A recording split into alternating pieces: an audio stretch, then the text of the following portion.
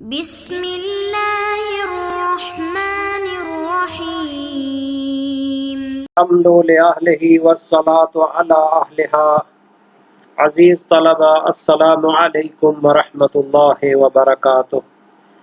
شرح الامہ اول درس نمبر 80 میں غسل جنابت کے بعد رطوبت کو دیکھنے کا حکم بیان ہوگا۔ اس درس کے مطالب کا خلاصہ یہ ہے کہ غسل جنابت کے بعد جو رطوبتیں خارج ہوتی ہیں تو ان کے بارے میں بحث کی جائے گی کہ ان کے احکامات کیا ہیں۔ اس مسئلے میں چند صورتیں بنتی ہیں تو ان کے احکام پر بحث ہوگی، اور متعلقہ صورتوں میں جو ہم حکم لگائیں گے ان کی دلیلیں کیا ہیں، اور متعلقہ مسئلہ کا ایک فرع بھی یہاں پر ذکر ہوگی۔ وہ یہ ہے کہ اگر غسل جنابت کرنے کے بعد اور ان رطوبتوں کے ظاہر ہونے سے پہلے، یعنی ان دونوں کے درمیان میں کوئی نماز پڑھ لی جاتی ہے تو اس کا کیا حکم ہوگا۔ ایک علمی، تحقیقی اور نہایت فنی مسئلہ ہے۔ فقہی لحاظ سے اس پر ہر حوالے سے دقیق بحث کی ضرورت ہے۔ تو سب سے پہلے ہم اس کی عبارت کو دیکھتے ہیں۔ غسل جنابت کے بعد جو رطوبت خارج ہوتی ہے اس کے بارے میں عبارت کو دیکھتے ہیں۔ فرمایا وَلَوْ وَجَدَ الْمُجْنِبُ بِالْإِنْزَالِ بَلَلًا مُشْتَبِهًا بعد الاستبراء بالبول أو الاجتهاد مع تعذره لم يلتفت وبدونه أي بدون الاستبراء بأحد الأمرين يغتسل۔ غسل جنابت کے بعد کوئی بندہ اگر رطوبت کو دیکھتا ہے تو اس کی چند صورتیں بنتی ہیں۔ فرماتے ہیں اگر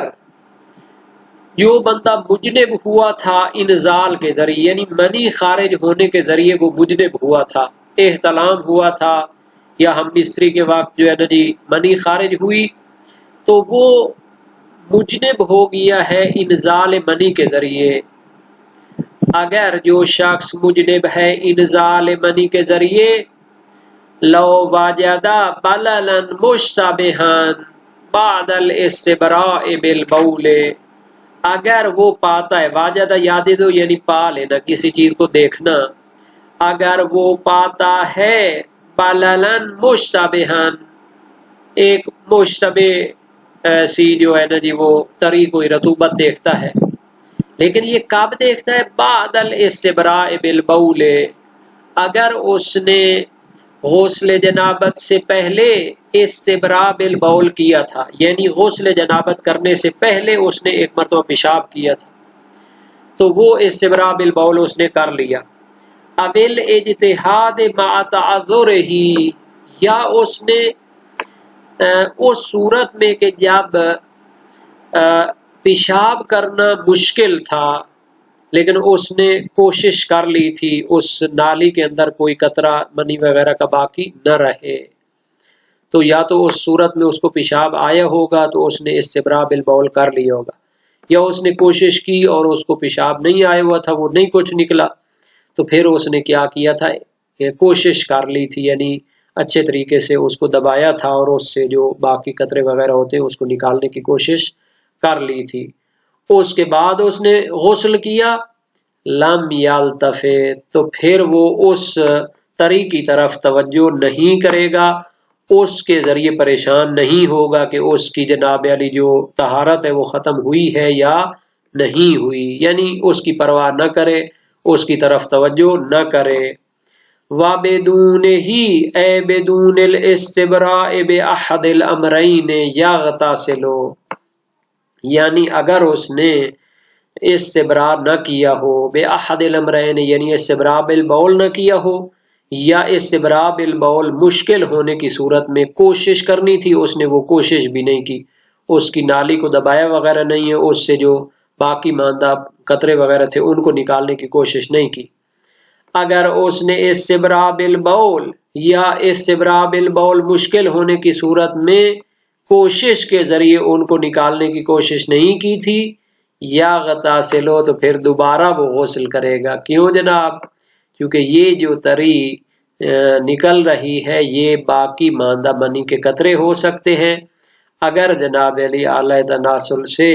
منی کے قطرے خارج ہوں تو پھر اس پر غسل واجب ہو جاتا ہے۔ تو یہ دو موٹی موٹی صورتیں بنائی ہیں، بنیادی صورتیں بنائی ہیں شہید ثانی نے، کہ اگر غسل جنابت کرنے سے پہلے اس نے استبراء بالبول کر لیا ہو تو پھر اب جناب علی اس کی نالی کے اندر سے جو تری وغیرہ نکل رہی اس کی پرواہ نہیں کرے گا۔ لیکن اگر اس نے استبراء بالبول نہ کیا ہو اور کوشش بھی نہ کی ہو اس کو خالی کرنے کی کہ باقی ماندہ قطرے منی وغیرہ کے وہ خالی ہو جائیں،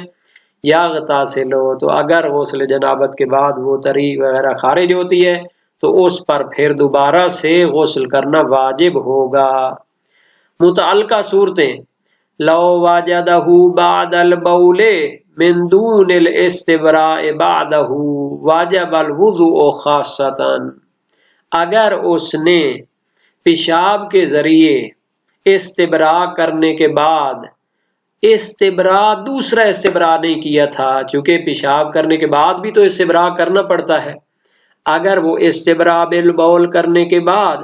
دوسرا استبراء بھی کر لیتا ہے اور نالی سے جو پیشاب کے قطرے ہوتے ہیں ان کو بھی اچھی طرح نکال لیتا ہے،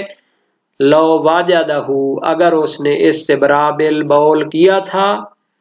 لیکن استبراء دوسرا استبراء نہیں کیا تھا جو کہ بول کے قطروں کو نکالنے کے لیے ہوتا ہے، واجب الوضوء خاصۃ، تو اس صورت میں جو تری نکل رہی ہے وہ اس پر وضو کو واجب کرے گی، صرف وضو کو واجب کرے گی۔ کیوں؟ چونکہ اس کے نالی کے اندر کوئی نجاست منی تو نہیں لگی تھی، چونکہ پیشاب کر لیا تھا، لیکن چونکہ پیشاب کے قطروں کو نہیں نکالا تھا تو اس وجہ سے وضو باطل ہو جائے گا، اور اس کو کیا کرنا چاہیے؟ دوبارہ وضو کرنا چاہیے۔ لیکن یہاں پر ایک اور چیز بھی ہے کہ کپڑے یا بدن جس کو وہ تری لگے گی اس کو بھی دھونا بھی واجب ہے، تو یہ بھی ایک چیز ذہن میں رکھنی چاہیے، چونکہ وہ تو نجس تری ہے، جو وضو واجب کر رہی ہے تو وہ جناب علی کپڑوں یا جناب علی بدن کو بھی تو پاک نہیں رہنے دے گی، ان کو بھی پھر دھونا پڑے گا۔ اما الاجتہاد بدون البول مع امکانہ فلا حکم لہ، لیکن ایک شخص کیا کرتا ہے؟ پیشاب کے بغیر وہ کوشش کرتا ہے جناب علی، ٹھیک ہے نا، نالی میں منی کے جو قطرے وغیرہ ان کو ختم کرنے کی کوشش کرتا ہے، اس کو دباتا رہتا ہے، مع امکان ہی، حالانکہ اس کے لیے پیشاب کرنا ممکن تھا۔ ہاں جی، اگر پیشاب کرنا ممکن ہو اور اس کے ذریعے نالی کو نجاست منی سے خارج کرنا ممکن ہو، پھر وہ جناب علی پیشاب نہ کرے اور ویسے جناب علی کیا ہے، نالی کو دبا کے جو ہے نا جی اس سے کوشش کرے کہ منی کے قطرے خارج ہو جائیں، فلا حکم لہ، تو اس کوشش کا کوئی حکم نہیں ہے، یعنی یہ غسل واجب ہونے کو نہیں روک سکتی۔ کیوں جناب علی؟ چونکہ اگر استبراء بالبول ممکن ہو تو پھر اس کو کیا کرنا چاہیے؟ استبراء بالبول ہی کرنا چاہیے، اور اس کو چھوڑ کر صرف دبا کر اس کو جو ہے نا خالی کرنا تو اس کا کوئی فائدہ نہیں ہے، کوئی حکم نہیں، چونکہ جب شریعت نے آپ کو ایک طریقہ بتا دیا ہے اس کو چھوڑ کے آپ دوسرے طریقے پر چل رہے ہیں تو پھر اس کی گارنٹی نہیں دی جا سکتی، اور وہ جو قطرے وغیرہ نکلیں گے تو اس کی وجہ سے کیا ہو جائے گا؟ غسل واجب ہو جائے گا۔ اس کو اچھی طرح سمجھنا چاہیے کہ اگر بول کے ذریعے استبراء کرنا ممکن نہ ہو اور پھر وہ کوشش کرے تو پھر وہ کیا ہوتا ہے؟ شریعت کی طرف اس کے لیے ایک اجازت دی گئی ہے کہ وہ کوشش کر لے ویسے نالی سے منی وغیرہ کو خارج کرنے کی، اور اس کے بعد وہ کیا ہے؟ غسل کرے گا، تو پھر جو تری ظاہر ہوگی تو اس کی وجہ سے غسل واجب نہیں ہوگا۔ لیکن اگر ایک بندے کے لیے بول کرنا ممکن ہو لیکن وہ اس کو چھوڑ کے ویسے ہی اس کو دبا کے کہے کہ اب اس میں سے میں نے خالی کر دی ہر چیز، تو پھر اگر تری وغیرہ کوئی خارج ہوئی تو اس کی وجہ سے غسل واجب ہو جائے گا۔ اب ایک اس سے متعلقہ فرع بھی دیکھ لیں، والصلاۃ السابقۃ علی خروج البلل المذکورۃ صحیحۃ۔ اب ایک بندہ مجنب ہوا تھا انزال کے ذریعے اور اس نے غسل کر لیا، لیکن استبراء بالبول بھی نہیں کیا تھا، دوسرا استبراء بھی نہیں کیا تھا۔ اب کیا ہوا، اس نے غسل کر کے نماز پڑھ لی، اس کے بعد اس کے جو ہے نا جی کیا ہے تری اور رطوبت خارج ہوئی مشتبہ۔ تو کہتے ہیں کہ اگر اس تری مشتبہ خارج ہونے سے پہلے اور غسل کرنے کے بعد درمیان میں اس نے جو نماز پڑھ لی ہے، والصلاۃ السابقۃ علی خروج البلل المذکورۃ، اس مشتبہ تری اور رطوبت کے خارج ہونے سے پہلے جو اس نے غسل کر کے نماز پڑھ لی ہے، صحیحۃ، وہ صحیح شمار ہوگی، لارتفاع حکم سابق، چونکہ سابقہ جو اس پر جنابت ہوئی تھی اس کی وجہ سے اس نے غسل کر لیا تھا، وہ حکم جنابت ختم ہو گیا تھا اور وہ پاک صاف ہو کے اس نے نماز پڑھی تھی، وہ نماز صحیح ہے۔ والخارج حدث جدید، اور یہ جو نماز پڑھنے کے بعد مشتبہ تری خارج ہو رہی ہے اور آپ اس کو مثلا منی کے قطرے قرار دینا چاہتے ہیں، جنابت جدیدہ قرار دینا چاہتے ہیں، تو یہ جو تری نکل رہی ہے حدث جدید، یہ جدید حدث جنابت ہے جو اس پر غسل کو واجب کر رہا ہے۔ وَإِنْ كَانَ قَدْ خَرَجَ عَنْ مَحَلِّهِ إِلَى مَحَلٍّ آخَرَ، اگرچہ کہ وہ جو منی کے قطرے ہیں وہ اپنے محل سے نکل کر دوسری جگہ پہ اٹکے ہوئے ہیں۔ اب میں نے اس کا بہت ہی معنی واضح کرنے کے لیے الفاظ ایسے استعمال کیے ہیں، قرآن میں بھی ہے، باقی بھی میڈیکلی بھی اس پر بحث ہوتی ہے کہ یہ کہاں پہ پائی جاتی ہے۔ تو جناب علی قرآن میں بھی تعبیریں ہیں کہ یہ کمر میں یا جناب ریڑھ کی ہڈی میں، یہ مختلف جگہوں پہ یہ جو مادہ ہوتا ہے بنتا ہے اور پھر جناب وہ اس جگہ پہ جمع ہو جاتا ہے، پھر جب یہ ہوتا ہے تو پھر اس کے ذریعے خارج ہو جاتا ہے اعلی تناسل کے ذریعے۔ اب اس کا محل تو وہ کمر ہے یا ریڑھ کی ہڈی ہے، وہ چیزیں ہیں، تو اب وہاں سے چل کے جو اس کے مثلا اعلی تناسل کے اندر قطرے اٹکے ہوئے ہیں تو ان کے ساتھ اس نے نماز پڑھ لی، یہ کیسے نماز صحیح ہو سکتی ہے؟ تو کہتے ہیں جناب یاری پریشانی کی ضرورت نہیں ہے، اس نے جو نماز پڑھی ہے اس وقت پڑھی ہے کہ جب اس نے غسل کر لیا تھا اور وہ قطرے ظاہر نہیں ہوئے تھے، باہر نہیں آئے تھے، اندر جو اٹکے ہوئے ہیں، بے شک جناب وہ پشت کے اندر ہوں، بے شک جناب وہ نالی کے اندر ہوں، تو جب تک یہ نجاست اندر رہتی ہے تو یہ نجاست شمار نہیں ہوتی۔ انسان ویسے بھی تو ساری یہ چیزیں اندر موجود ہیں، خون بھی اس کے اندر موجود ہے، باقی پیشاب بھی موجود ہے، یہ ساری نجاستیں، لیکن اس کا حکم یہ ہے کہ جب تک یہ چیزیں اندر باطن میں موجود ہیں تو پھر یہ مانع صلاۃ نہیں ہے۔ ان کان قد خرج عن محلہ، اگرچہ کہ وہ حدث جو تھا، وہ جو منی ہے، وہ اپنی جگہ سے پشت وغیرہ سے چل کر الی محل آخر، ایک دوسری جگہ پہنچ چکی ہوئی ہے، یعنی کہ نالی کے اندر موجود ہے، لیکن جب تک وہ نالی کے اندر بھی ہے تو وہ نہ مبتل غسل ہے نہ مبتل جناب علی نماز ہے۔ وفی حکمہ ما لو احس بخروجہ فامسک علیہ فصلی ثم اطلقہ، اسی کے حکم میں ہے اگر کسی انسان کو احساس ہو کہ منی خارج ہونا چاہتی ہے، فامسک علیہ، وہ اس کو روک لے، فصلی، اور نماز پڑھ لے، ثم اطلقہ، پھر اس کو چھوڑ دے، تو جناب علی اس کی نماز بھی صحیح ہو جائے گی، کیونکہ جب تک کوئی نجاست پیشاب ہے اور بھی جتنی نجاسات ہیں جب تک اندر رہتی ہیں تو وہ مانع صلاۃ نہیں ہوتی۔ اسی طرح منی بھی ہے، اگر وہ جناب علی احساس کرے کہ وہ نکلنے والی ہے لیکن اس کو روک لے اور نماز کو وقت پہ پڑھ لے اور بعد میں اس کو چھوڑے اور وہ خارج ہو تو وہ کیا ہے مانع صلاۃ نہیں ہوگی، اس کی نماز ٹھیک ہو جائے گی۔ پر بہت ساری فرعیں جو ہے نا جی یہ فقہا یا فقہ میں جو ذکر ہوتی ہیں وہ فرضی ہوتی ہیں یا بعید فرض ہوتے ہیں، لیکن فنی لحاظ سے تو فقیہ کا کام ہے کہ ہر صورت کا حکم وہ بیان کرے، تو بہرحال فنی اور فقہی لحاظ سے یہ صورت بھی اس کو ہم مبطل نماز شمار نہیں کر سکتے، اگرچہ یہ فرض عجیب و غریب سے ہوتے ہیں، لوگ بعض اوقات ان پر تعجب بھی کرتے ہیں، لیکن فقیہ کا کام کیا ہے کہ اس صورت کو فنی لحاظ سے دلیلوں کی روشنی میں پرکھے اور جناب علی اس پر فتویٰ دے، اگرچہ کہ اس طرح کی جو نماز پڑھی جائے گی اس کو عرفانی نماز، روحانی نماز تو نہیں کہہ سکتے، جو بندہ ہاں وہ پتہ نہیں مثلا وہ جو وضو کے مبتلات تھے وہاں پر کوئی بیان ہوا تھا یا نہیں ہوا تھا، یا شاید بعد میں بیان ہو جائے کہ نماز کے مکروہات میں سے ہوتا ہے کہ اگر کوئی انسان حدثین کو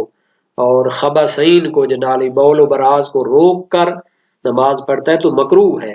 تو ایسی صورت تو اور زیادہ مکروہ ہوگی، لیکن بہرحال یہ ٹیکنیکل اور فنی مسئلہ ہے کہ اگر کوئی بندہ روک لے اور اس کو جنالی نماز پڑھ لے اس کے بعد وہ خارج ہو تو پھر وہ نماز باطل نہیں ہوگی۔ تقریباً یہ عبارت کے ساتھ چل کر ہم نے اس کی جو صورتیں بنتی تھیں ان کو بیان کر دیا ہے۔ مزید اس بحث کو واضح کرنے کے لیے عرض ہے کہ نماز جو مشتبہ رطوبت کے خارج ہونے سے پہلے جو پڑھی جاتی ہے وہ صحیح ہوتی ہے، اگر تو مجنب کو کیا ہو یقین ہو، غسل کرنے کے بعد اسے یقین ہو کہ جو رطوبت خارج ہوئی ہے وہ یقیناً منی ہے، پھر تو اس پر غسل واجب ہے، اس میں بحث کی ضرورت بھی نہیں ہے۔ اگر اس کو یقین ہو کہ یہ خالص کیا ہے، پیشاب ہے، تو اس پر وضو واجب ہے صرف، اس میں بھی بحث نہیں ہے۔ اگر اس کو پتہ ہو کہ یہ کوئی اور ہے، مزی وزی ہے، تو بھی اس پر کچھ بھی واجب نہیں ہے، چونکہ غسل اور وضو کے واجبات اور موجبات میں سے تو نہیں ہے کوئی دوسری چیز۔ لیکن اگر اس کو معلوم نہ ہو کہ کون سی یہ جناب طری ہے، رطوبت ہے، تو اس کی چند صورتیں۔ پہلی صورت، اگر غسل کرنے والے نے پیشاب کر لیا تھا اور اس کے بعد دوسرا استبراء بھی کیا تھا تو اس پر بھی جناب کچھ بھی نہیں ہے، نہ غسل واجب ہے نہ وضو واجب ہے، اور یہ جو طری ہے اس کو بھی پاک شمار کیا جائے گا، اس کو منی یا بول شمار نہیں کیا جائے گا، اس میں کوئی اختلاف نہیں۔ دوسری صورت، غسل کرنے والے نے پیشاب کیا تھا لیکن دوسرا استبراء نہیں کیا تھا تو اس پر غسل واجب نہیں ہے لیکن وضو واجب ہوگا۔ اس پر روایات بھی دلالت کرتی ہیں، صحیح ہے، حلبی ہے، امام صادق علیہ السلام سے پوچھا گیا اس شخص کے بارے میں جس نے غسل کیا، اس کے بعد کوئی طری ظاہر ہوئی اور اس نے پیشاب کر لیا تھا غسل سے پہلے، فرمایا وضو کر لے، اور اگر اس نے غسل سے پہلے پیشاب نہیں کیا تھا تو دوبارہ غسل کرے، یہ مولا کی صحیح و سند روایت کا حکم ہے۔ شیخ توسی نے تہذیب اور استبصار میں اور شیخ صدوق نے اس میں اشکال کیا ہے، اختلاف کیا ہے، انہوں نے اس پر کچھ نہیں واجب کیا۔ صحیح ہے عبداللہ ابن یافور کی وجہ سے کہ امام صادق علیہ السلام سے سوال کیا، وہ شخص جس نے پیشاب کیا، پھر وضو کیا، پھر نماز پڑھی، پھر کوئی مشتبہ طری ظاہر ہوئی،